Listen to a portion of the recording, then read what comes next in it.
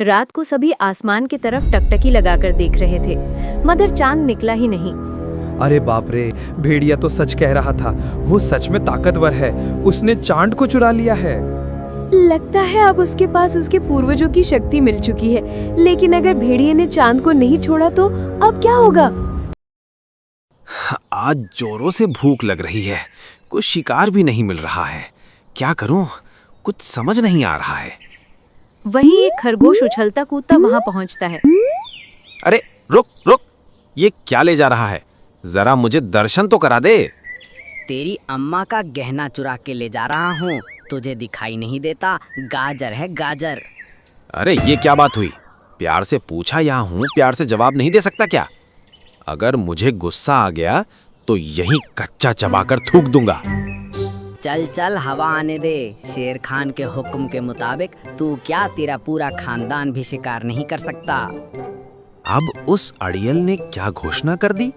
मुझे भी बता। कोई भी शिकारी जो इस जंगल का वासी है, वो इसी जंगल के किसी भी प्राणी का शिकार नहीं कर सकता। ये एक दंडनीय अपराध है। सुन लिया? अब चल आगे से हट। ये पागल हमेशा क्या क्या घोषणा करता रहता है। इसकी घोषणा के कारण आज 4 इंच का पिद्दी मुझे 4 बातें सुना के चला गया। भला हो उस शेर खान का जो शिकार पर रोक लगा दिया, वरना कब कहां से कोई शिकारी आ जाए पता नहीं चलता था। अरे मेरा आशिक कितना फट्टू है, मुझे आज मालूम चला। मुझे लगता था कि तुम बहादुर हो, लेकिन आज पता चल गया तुम सिर्फ बातों के ही शेर हो। अरे गुलाबो, तेरा ये आशिक आज भी बहादुर है। तू कहे तो तेरे लिए चांद चुरा के ले आऊं। अरे ओ गवार, चांद चुराना नहीं तोड़ा जाता है, और तुम तो रहने ही दो। शेर खान की एक दहाड़ से पीले हो जाते हो। तुम कहां से चांद तोड़ के लाओगे? उनकी बातें भेड़िया बड़ी ध्यान से सुन रहा था। बकरे की हिम्मत तो देखो, चांद चुराने की बात कर रहा है।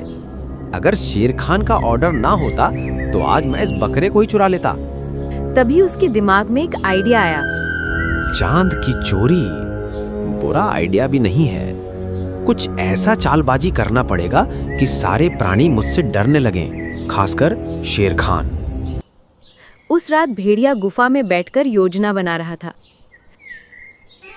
कुछ दिन बाद भेड़िया जानवरों के बीच एक घोषणा करता है।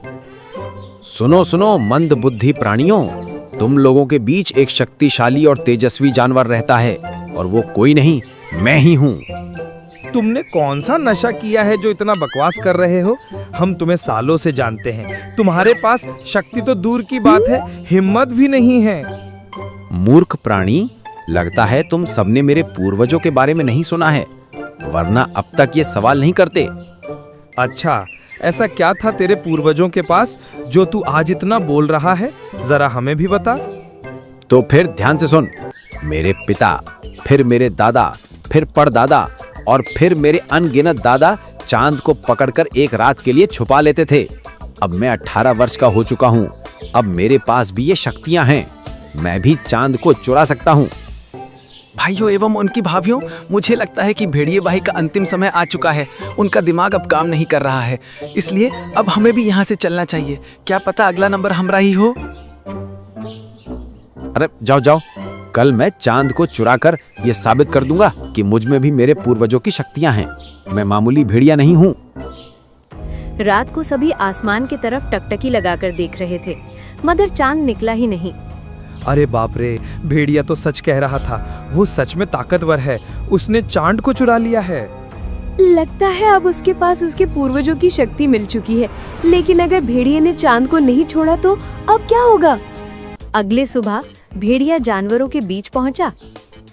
कल तुम सब ने मेरी असीम शक्ति को देखा होगा। मैं मामूली भेड़िया नहीं हूँ, चांद को चुराने वाला मायावी भेड़िया हूँ। अब सब तुम मेरे सामने झुककर सलाम करो।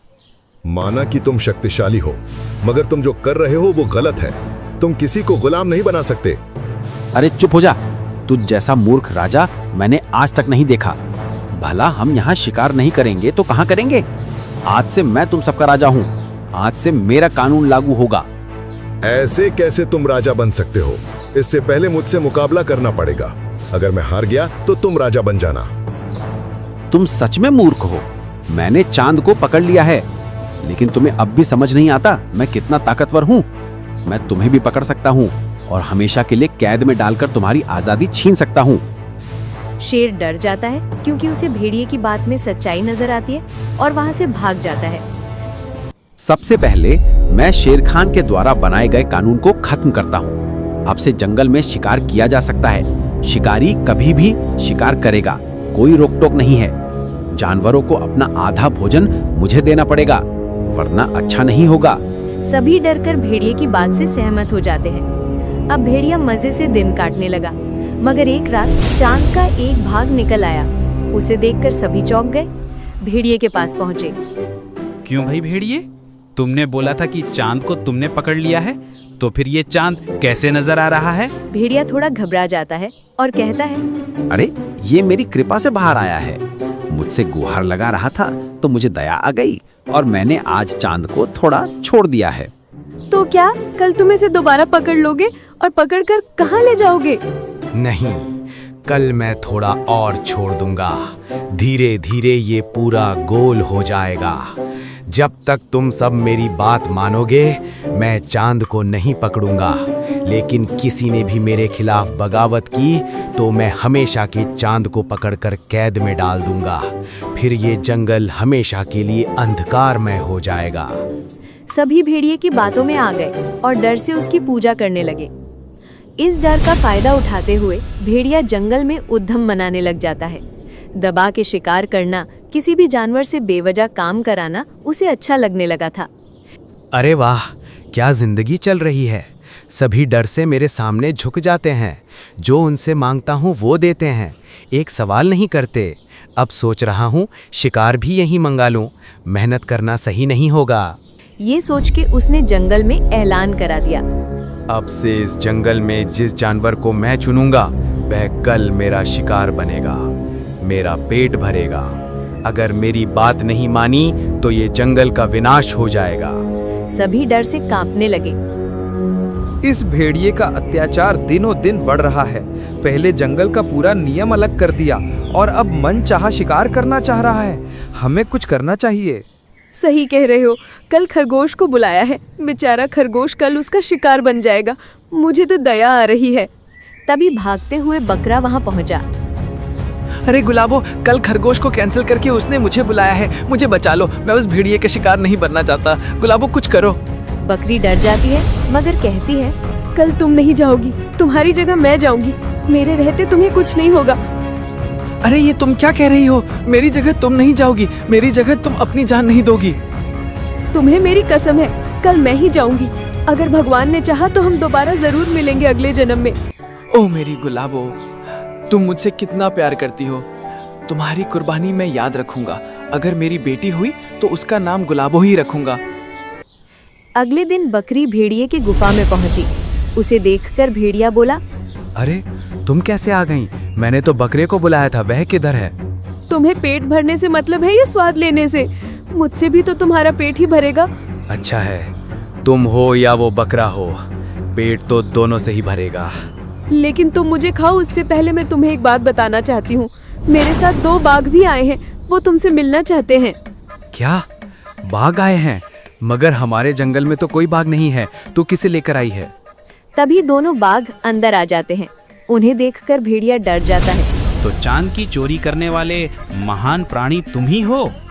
क्या सच में तुमने चोरी की थी? हाँ, मैंने ही चोरी की थी। मैं चाहूँ तो अभी उसे पकड़ लूँ, मगर आज मेरा मन नहीं है। मगर तुम क्यों पूछ रहे हो? मेरा नाम आतापी है और इसका नाम पतापी है। हम यमलोक से आए हैं चांद चोर का पता लगाने।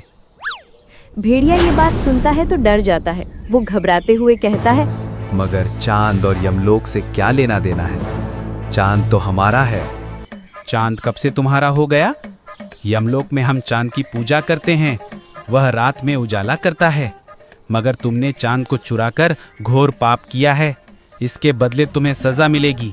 तुम्हें गरम गरम तेल में भुना जाएगा, चींटियों से कटवाई जाएगी और तो और हाथी के पैरों से कुचला जाएगा।